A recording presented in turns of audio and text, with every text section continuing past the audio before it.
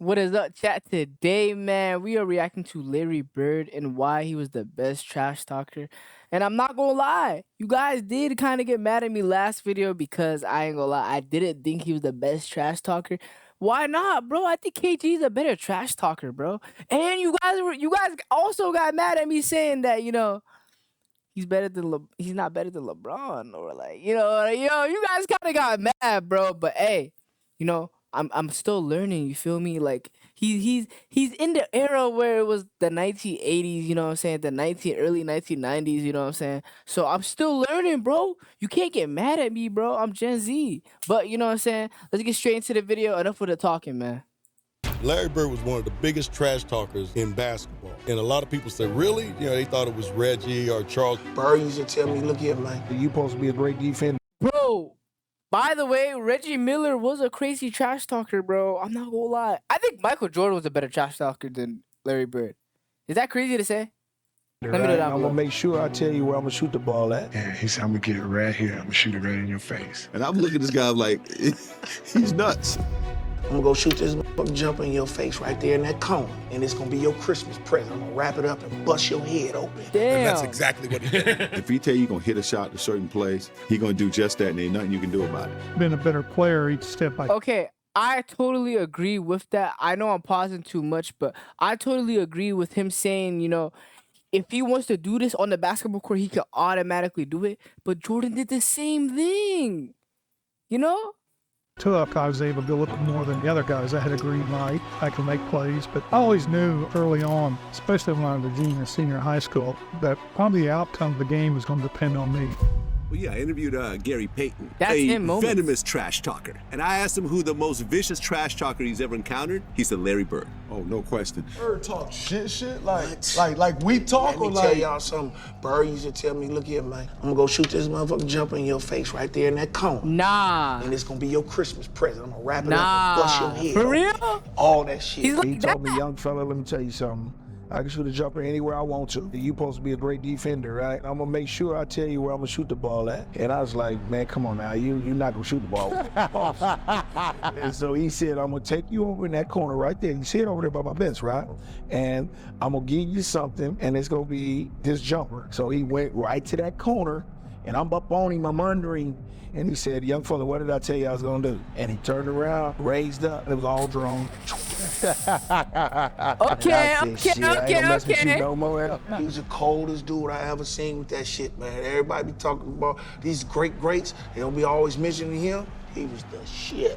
Yeah. The shit, man. He'll give it to you any way he wanted to. Larry Bird was cold. Bird didn't talk trash to you, Oh did my God, Bird talked trash to everybody. I always tell the story about Larry Bird. I remember him, he was cursing under his breath. And I asked him, I said, Larry, what's going on with you? He says, you guys are being disrespectful to me. And I says, what are you talking about? Damn. Wait, what? He says, you guys are putting a white guy on me. That's disrespectful. I just started laughing. I had no comeback when he says, it's disrespectful when y'all put a white guy on me. Larry said, I'm insulted that they would put a sorry Yo, dude like Dominique you was a on goat, me. He chat. said, no, I don't even want Dominique to play was a anymore. He goat. would drop the ball and take a turnover. And I'm looking at this guy like, he's nuts, The story goes that when he played against Denver, they had a guy named John Hansley, a white guy, a really good defender, right? Okay. They put him on Larry, and Larry was wearing his ass out. And Larry would run by the bench and tell Doug Moe, who was the coach, get him off me. That's disrespectful. Put a black guy on me. Because when he played back in the day, that's all he played against was brothers. So he was like, I had to torch his ass so they understand. And Larry got on the roll, started shooting the ball. Every shot was going in. All right, he runs by Frank Layden, who's the funniest guy in the league. And Frank is coaching, and Larry says to him, hey, Frank, don't you have anybody on that bench that can guard me? He goes, so nobody out here can. Frank looked down at the bench and goes, no. Along with Steve Jones and Rick Barry. Bro, I'm not gonna lie. These little stories, bro, they're low-key kind of crazy. I'm low-key only 3 minutes into the video, and hey, I kind of understand why you guys thought he was, you know what I'm saying, the worst trash talker, the best trash talker of all time. Personally, he's living up to the hype so far. I'm not gonna lie. This is Bob Neal, just moments before the American Airlines Sheraton long-distance shootout. The All-Star game is in Dallas, the first three-point contest, and he just starts looking at guys, doesn't say a word, and people are getting kind of nervous. Everybody's sitting there, everybody's real quiet. You knew the guys, but you never were around them. And nobody's really saying anything, so I walk in and look around, and then he finally speaks and says, I'm just looking to see who's going to finish second. And says, I hope all you guys in here are thinking about second place because I'm winning this. Excuse me? Did you really say that? Who's playing for second? Yeah, I did. I felt so bad. When you walked in there, what were you thinking when you made that announcement to the room? Just messing with all those guys? I know going into that, I remember in the locker room. Bro, and you know what's even crazier, though? I'm not glazing or anything, but, bro, you guys said that he was playing with a back injury his whole career and he beat Jordan? That's insane right there. I had no idea on that. If you guys want me to react to some Magic Johnson, Larry Bird, content, I will. Bro, I didn't even know he beat Jordan. Robert said something that there's no way in hell I was going to win that three-point contest, so I knew right then I had to win it. That check's had my name on it for a week now, and I knew I was going to win this thing. I've been practicing, and my teammates said I wasn't going to win it, but I came back and lucked out, really. Bird would luck out again the next year, but in 1988, it looked like his luck had finally run out. He certainly doesn't have that normal Bird rhythm going for him. Seconds remaining, has only 7, has to beat 15. Larry Bird choking like that? Make it 9 and 10. Larry Bird selling like that? 13. A huge rack that time for Bird. He's still got to drop one here quickly. 14. This is a tie for the money. Yo! Larry Bird at the buzzer. He knew exactly what the score was. He knew that ball was going to win the competition for him. And it's almost like he did it in dramatic fashion just to make it more fun. He knew it when he let it go and was headed for the winner's circle. He didn't take off his top yet. I didn't see when he took off his top. Larry used to come in the locker rooms. He'd be getting his ankles taped and he'd say, hey, ball boy, run in and go find the scoring record in this building. He needed those kind of challenges. He had accomplished every goal. We hadn't lost a game on the trip. And Larry told all of us players and the media too, tomorrow night's the last game of the trip. I'm going to play this one left-handed at least through three quarters. It was at a time when, McHale was still coming off the bench. No. And so Larry scores his 6th point on a left-handed shot. And I'll never forget him. McHale yells out. And McHale goes, hey, Jerome, wait till he starts shooting right-handed. What? And at the end of three quarters, I get 27 points left-handed. Well, left-handed is one thing, but when the game got close, I had to go back to the right one. He could hold all these things in his head during a game. So he'd have a shooting drill at the old Boston Garden. 4:30 in the afternoon. I was an early guy. I'd set up early. The garden would be dark. Late in the afternoon by himself, dark garden. Come out with an equipment guy and just do the perimeter, shoot for half hour. All you heard was swishing. If he missed a shot during that thing. What I'm basically hearing, he was like Kobe before Kobe. Am I mistaken or am I not? Say that the Bull Gang set up something wrong with the rim. Otherwise that would have gone in. I'd get there early, plug in my Stone Age computer right next to the bench. He'd come over, he'd call me Scoop. He'd say, Scoop, what are you working on? I'm like, I'm doing an early story. Then I'd say, well, I'm doing an early edition newspaper story about your free throw streak. You are approximating the NBA record for consecutive free throws. What? So don't miss one tonight or I'll look bad in the paper. Sure enough, first half, he goes to the line for 2, and the foul line is lined up right where we're sitting if he looks over. He's at the line. He makes the first. He looks over and winks at me. He looks over and winks at me before he makes the second. Winks? I mean, guys don't do that today. And he would... Always thinking about these things. It's like paying off a bet in the middle of a game. He was doing 2 things at once. Well, you had the Bird night. I had the Bird night. Yeah, that was a tough night, man. But nobody was guarding Bird, were they? Well, we were trying. You were trying to. No, but when a guy is literally coming up the court, calling his shots, it's in that game, we're on the free throw line, and he's like, he literally says, he's going up the court calling shots. Where do you want this one from? No, that's aura. And he just made one after another. And he just tortured us mentally that game. He tortured all of them. I think Bird went by the bench one time, too. He fell in the bench. Oh, he did. Yeah, and he called that one. That was the one where he fell in it. He literally said, off the glass into the trainer. And, no way. Yeah. His last shot, he said, in the trainer's lap, coming down the court. He shot this high rainbow. It goes in. I ain't gonna lie. This is amazing, but it's not NBA Legends. I was thinking some Michael Jordan action. It's Doc Rivers, bro, we're talking about. He's not that nice. Ricky bumps into him and knocks him on our trainer's lap. So it was exactly what he said. Antoine Carr and Cliff Levingston got fined by Fratello, I think. And Eddie Johnson for celebrating Bird. Yeah, it was the best film session. Every time when I see Mike, we still laugh. God, it was the greatest film session ever, because back then, you watched the real game and just went, with a video, and Mike rewound the celebration 20 times. And they show a shot of our bench. Cliff Livingston and Eddie Johnson are standing up giving each other high five. I mean, everybody was entertained by this. Even the guys on the Atlanta bench. They got fined for that, I heard. Yeah. Watch the reactions on the Atlanta bench. You see Scotty Watch Cliff Levingston over here. I think this is Cliff. And Fratello wouldn't let it go. He just kept rewinding.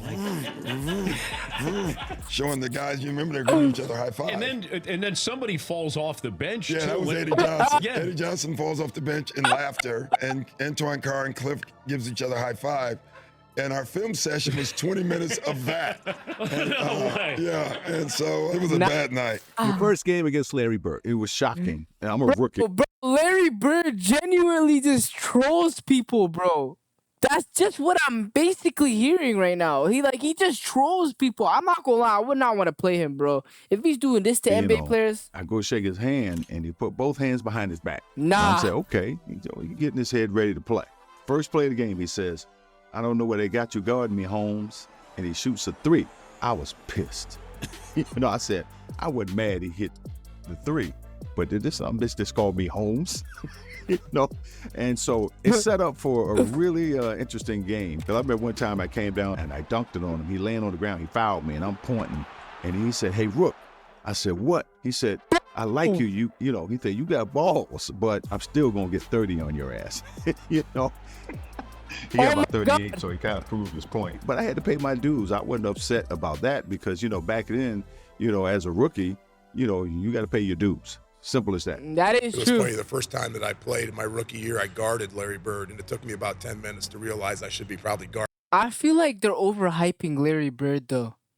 I feel like I could just go down the court, post up. You feel what I'm saying? I feel like I can, bro. And you guys might not think that, you know what I'm saying, but that's why you just gotta believe in yourself, man. I'm just saying, bro. Bro, realistically, bro, I could say I could go, dunk on LeBron James. You guys wouldn't believe it, but you know what I'm saying? I think I can, bro. Seriously, bro. I'm just saying, bro. Genuinely. And he came down. It was funny. He came down one time, and Mark West was the center on our team. And Larry looked at me, and then he looked at Mark, and he said, Mark, I'm going to go down. I'm going to come off the screen. I'm going to catch it right there. I'm going to turn around. I'm going to shoot it in the rookie's face, and then I'm going to run down the floor. And that's exactly what he did. And I'm sitting there. That just happened. But did he talk to you, or you weren't good enough? He talked through me. He never addressed me. I love that. I wasn't even there. And did Mark West going? Mark was like, all right, okay, yeah, all right. You probably will. Good luck. And then he did. He did it. Well, there was nothing I could do about it. He backed up whatever he said. If he tell you going to hit a shot to certain place, or if he going to take you down to the post, turn around, hit a fadeaway J, he going to do just that, and ain't nothing you can do about it. These guys came in together in 81. There's Kevin, there's Larry, there's Robert. Dennis Johnson, Danny Ainge, they knew what each other could do. And what I did was said, okay, let's see what's happening out there. Okay. And you'd see Larry shooting the 3-pointer, and then I call a timeout, and they didn't count the 3-pointer. Larry just hit what would have been the game-winning shot, but KC called timeout. It won't count. It does not count. That's some L shit right there, man. Larry came back to the bench, and he was a little upset. So he's very upset with that, so I diagrammed the play. He says, heck with the play, Case. Hey, guys, when I come back after timeout, I'm going to go right to the same spot. I'm going to kick it in. Give me the ball and tell all the rest of the guys. Does he actually predict every play that he does before he does it? Bro, you're telling me that he did that before and he actually just made every single time he said that, it happens. That's cap, bro. That's cap, bro. Let's get out of the way. I said, shut up, Larry. I'm the coach here. Okay. All right. Dennis, you take the ball out, give it to Kevin, then you throw it to Larry, and everybody get the hell out of the way.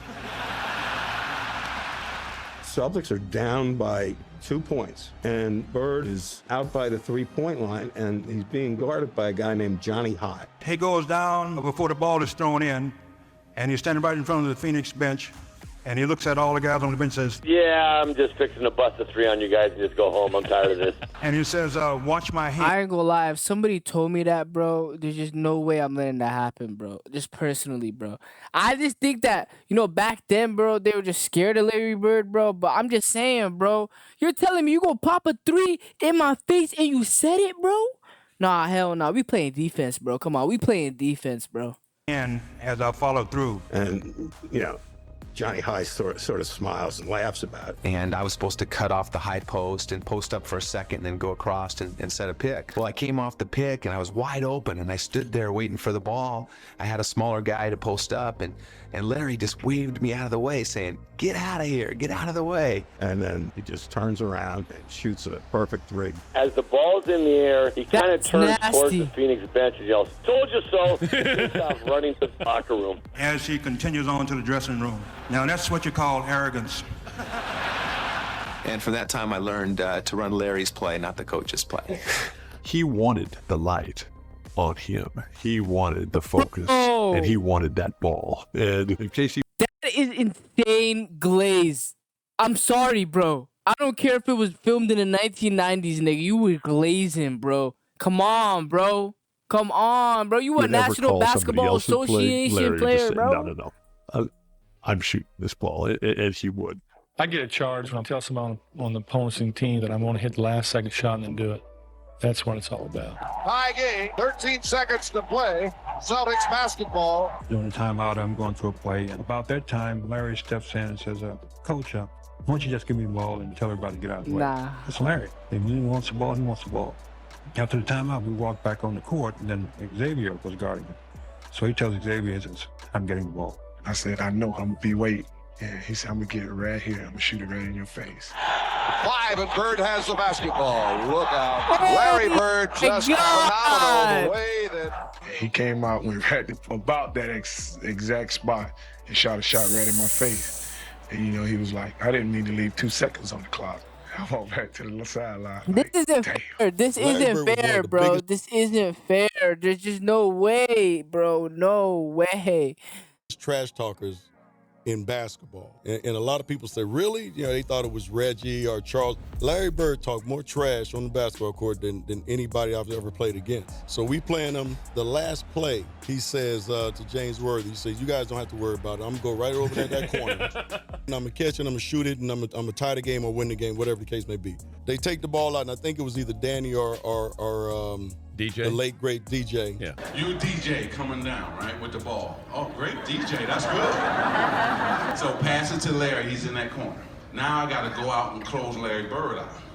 So as I'm running out to Larry Bird, he's talking trash to me. I don't know why you running out here.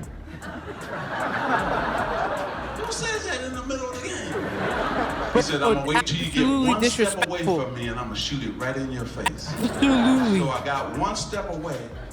He shoots it all net. 3-pointer, good. Take the ball out, man crow right to the corner, caught the shot, shot a 3, game over. It's like, are you effing kidding me? And he turned to me and said, "You did all that running for nothing." And he was saying in such a calm way that you didn't think it was trash talking, but it's trash talking. You're not going to tell me you're going to go over there and shoot the ball in my face. That's trash talking. But he would tell you before the play even started. He'd tell you where he's going. He'd tell you when he catches it, there's nothing you can do about it. And it was great trash talking because it wasn't vulgar. I mean, he wasn't pounding his chest. You can just be standing next to him. I would jump out and try to block a shot on rotation, and he'd say, "Scott." You jump high, but you don't jump that high. You can't get this. Scott, you're a little too late. Scott, you're not getting that. Why you even jumping? Why you running out of it? But it was all game. That's unfair, bro. Don't do that. Yeah, don't do that. He talked the whole game, and it was, after the game and after years of thinking about it, you're like, man, that dude, why he's one of the greatest players ever played. He was ridiculous. He came out here. Our sportscaster played the Superman theme when he was talking about him that night after the game because he did everything, points, rebounds, assists, just steals, you name it. Larry has such a great mind for the game. I had a lot of respect for him as a competitor. That competitive nature, the work ethic, because I asked a lot of questions. You know, playing with Byron Scott, I asked him a lot of questions. Eddie Jones, Magic, James Worthy, Kurt Rambis, all the Laker greats. Kobe told him he's the best trash talker also? Or Kobe believes this? Is it actually, whoa. I would always sit down and just ask him questions. What actually happened there? What did you feel there and why? You know, Bird tough to defend, why? Because you look slow as shit to me. So it's like, I'm missing something. So like, tell me what I'm missing, you know what I mean? You know, like I was saying, growing up in Boston, people all used to always talking about that he can't jump, he can't do this, he can't do that. And, you know, a lot of my friends was like that, you know. So, I got to the league. I called all my friends back up. I said, you know, all that trash that you were talking, you need to squash all that. This man is great.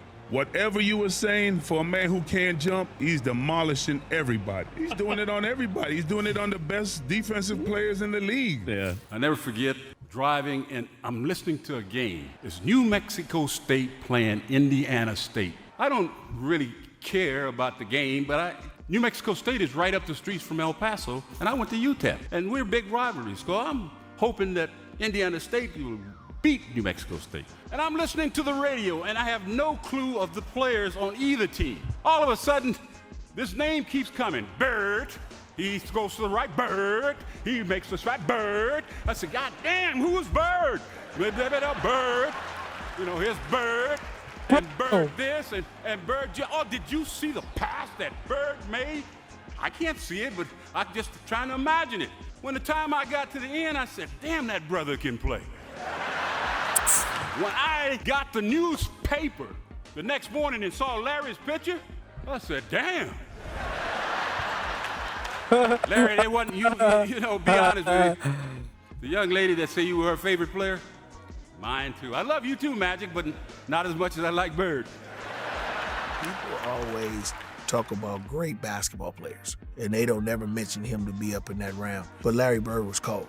I don't think nobody ever could get out with him. You ask Magic. That's why Magic had a run, and he was mad when he had to retire in '92 because of what he was going to be missing with Larry Bird. And then you remember Larry Bird took 2 more years, and then he quit because he said his main guy who he wanted to play against is gone. I'm going to tell this story. We're in LA, and I'm hurt. I got a pulled hamstring, so I'm not playing tonight. So I can't play against the Celtics. You know, I'm killing myself. You know, Larry's warming up. The anthem is sung and get introduced. And right before they go out on the court, Larry comes down and says, you know what? Since you're here, I'm going to put a show on for you. So you just sit back and watch, okay? Don't worry. I'm going to put a show on for you. And I'm like, man, get out of my face, man. Want to hear that? You know, that's Celtics and the Lakers. And he went out. I think he scored 38 points, about 20 rebounds, about 15 assists. I'm not gonna lie, I'm taking Larry over Magic for sure. And every shot he would shoot, he would turn to me. Every time he hit one, he'd look at me. And I said, boy, you know, the thing about it that I love about you is that most guys talk trash and can't back it up. But Mr. Bird, you know you can back your trash talking up. And last but not least, I'm gonna say this because you told me one lie. You only told me one lie in your career. Only one. And you only lied to the fans and all the people in the world one time. Do you know what that lie was? You don't remember, do you? Larry Bird said that there would be another Larry Bird one day. And Larry, there will never, he giving him his flowers, ever be another Larry Bird. And so, he's mine, and I signed it to you, to the greatest basketball player ever, but more important, a friend forever. Bro, why did you have to cap, bro? You didn't have to say that. I love you, I respect you, and I admire you. Brotherhood. Yeah, we gotta talk about this one right here, man. I'm not gonna lie. He is a crazy trash talker, bro. He low-key backs up everything that he be talking about. And I'm not gonna lie, I respect that heavily. I truly do respect that heavily. But I don't know if he's better than Kevin Garnett though. But bro, Michael Jordan. But the thing is, him and Michael Jordan had like the same type of trash talking. Also, Michael Jordan was doing it in that exact way, but it was more effective, I think, bro, because Michael Jordan was actually making people think they're actually trash at basketball and not want to play the game of basketball again. That's actually insane, though. I ain't gonna lie. I don't recommend that on anyone, bro. That's crazy. But he was doing that. But Larry Bird was just trash talking and saying, like, yo, I'm gonna do this and I'm gonna win the game. You know, that's like some cool trash talk if you could back it up. And he does, but Michael Jordan was doing the same. You know? You know what I'm saying? Make sure to like, comment, subscribe, man. And, recommend me some more stuff to react to with Larry Bird, because I for sure will. But other than that, man, I'll be catching you. Yes, sir.